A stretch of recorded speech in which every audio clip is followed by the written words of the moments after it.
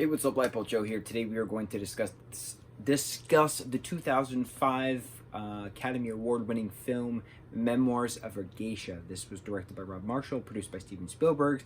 The music was done by John Williams. This is a big movie. This grossed well past what it cost to make. Won 3 Oscars. I remember I didn't see it until right now. This is the first time I've actually seen it. It's like 2 hours and 20-ish minutes long. It's long, but it's a full story, which I really appreciate. I know it received a lot of criticism back in the day because there was a lot of Chinese actors playing Japanese characters, and this was way before the political climate we're in now. But I remember it was a big deal back then because people were saying, why don't you cast Japanese people to play Japanese characters instead of Chinese people to play Japanese characters? Or was it Chinese and Korean people were casted to play these Japanese characters? I don't know. But I remember when I was 15, this movie came out, and a lot of people were talking about it, and I really didn't understand the cultural significance, to be completely honest.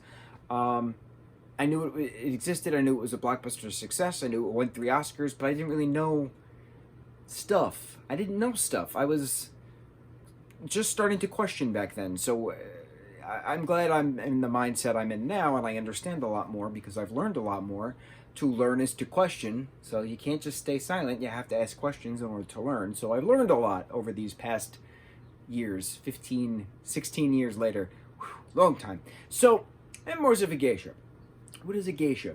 So there's a difference between a geisha and a prostitute. A geisha is someone who dresses up, a Japanese female who dresses up in kimono and specific makeup, walks a certain way, talks a certain way, is well refined within poetry, within music, within dance, within fans, within art. It's a matter of that kind of exquisite taste within aesthetic versus a physical aesthetic within prostitution. Completely different thing. So this story revolves around this girl Chio, who then later calls herself Suri, but it's spelt Sauri. I think that's how other characters were saying it. The beginning of the film, Chio and her sister were sold from their fishing parents to this Okia, which is run by this woman they call Mother, and she runs a geisha house, basically, in this Habamachi, which is like a tight-knit community. I think it was, I can't remember if it was like northeast Japan or southeast Japan, because Onaka was referenced a lot, and that's like South Japan, because Tokyo was like East Japan. I had to look at a map to like get everything down as I'm watching this. Again, 2 hours and 20 minutes long, but a lot happens. This goes from a 9-year-old girl being sold into a geisha lifestyle, beaten for doing things wrong, like hardcore. This is like 1920s this starts out. And then as the story progresses, there's like rival geisha stuff going on, and Michelle Yeoh is in this. I love her so much. She was in Crazy Rich Asians. She was in that Christmas movie with oh my god, the names of everyone are just leaving my face. It's a who is in Wham? George Michael. George Michael sings a Christmas song, and that's the name of it. It was just on HBO. Man, I can't remember anyone's name. I feel like an absolute idiot right now. Anyway, she's in that movie with that guy and that girl from those things that I love and I don't remember the names of. My mind is blank today. Anyway, what's cool about this is that we get 1920s Japan geisha like atmosphere, environment. We get 1930s, and then we also get 1940s. And the 40s is heavy on World War II, Japan being an axis to America, but then it's post-war because then there's friendly Japan and America discussions and stuff going on, and then Suri's old geisha sister, if that makes any sense, Pumpkin, like, betrays her at the final bow, but then, like, things. The only thing I found very weird is that there's this character Chairman, right? And Chairman sees Chio when she's young, maybe 11, maybe. She's crying on a bridge. He feels bad for her. He's on his way to a theater with two geisha, and he like buys her some sweet ice, which is just shaved ice with some syrup on it. And then he gives her his handkerchief. So throughout her entire growing career, I think she's like 15, 16 by the time she's like an adult geisha, something like that. She holds on to this handkerchief because she's madly in love with him, right?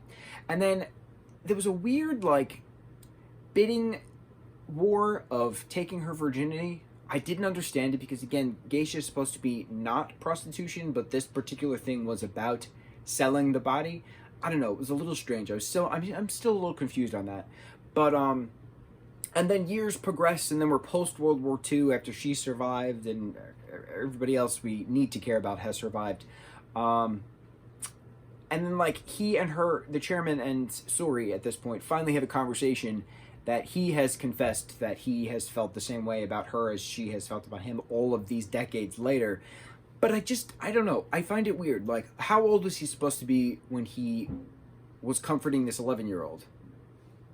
You know, in like the early 1930s. And then like, how old are they supposed to be in the late 1940s?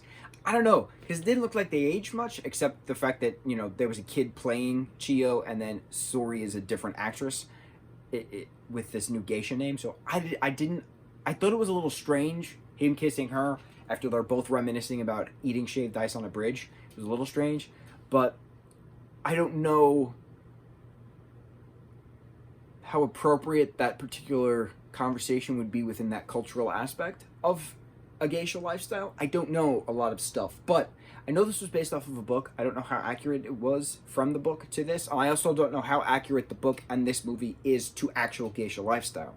I think geisha were also trained within martial arts, that there were swordsmen and swordswomen. They had daggers in like their kimonos. Like, I know that some were actual samurai. So I'm curious why that wasn't a part of this.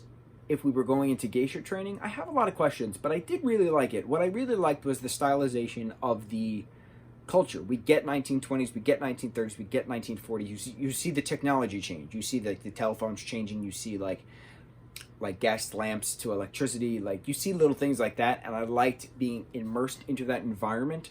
The makeup, the costuming, the sound, the lighting, the cinematography. I loved all the technical stuff. And that's why this movie won a lot of the 3 Academy Awards that it did, because of the technical stuff. I don't think Rob Marshall won Best Director. I don't think it won Best Picture, but I know it was nominated. But it won 3 Oscars for that technical kind of stuff. I think costuming was one of the things, and I like that stuff. So the film geek in me is appreciative of that particular stuff. Normally I disagree with Oscar wins, but this is a good example of why it should have won. I really like this movie. It felt like a mini-series, to be honest. It's 2 hours and 20 minutes long. It felt like a mini-series. I am curious how it would have done if it was a mini-series. It would have won a lot of Golden Globes and Emmys then. Oh, definitely, without a doubt. But I think it's important because people still reference this movie because it came out 16 years ago, because of the little controversy that happened 16 years ago, but because of the cultural significance that was actually portrayed within film. A lot of people had no reference of a geisha, had no reference of this lifestyle from so many years ago, so many decades ago.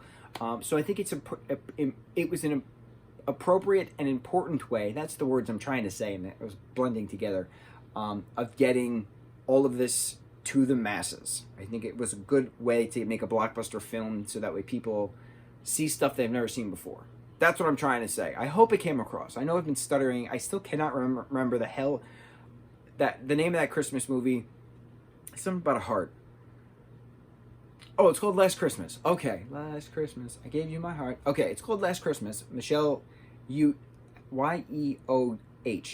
Yao? Is that how you say it? Yao? I don't know how to say her name. Henry Golding? Is that his name? And then who plays Daenerys Targaryen? Emily something. I don't know. It's slowly coming. So I gotta look it up. It's slowly coming. I feel like an idiot, but it's extremely hot. I feel like I'm dying of this humidity right now. It's gross. Gross. Happy 7/7, everyone. I am recording on 7/7. Go buy lotto tickets. 7/7 is all the sevens. And it's a 21. year. So sevens all around. Go buy many lottery tickets on this 7-7. I have no poetry. Oh wait, I'll think of a haiku, right? Haiku is a Japanese poem. We're just talking about Geisha doing poetry as an art form, and it's all about Japan. Okay. It is hot in here. This room is sweltering hot. Time to drink water. 575. We did it. Okay. Mucho mahalo.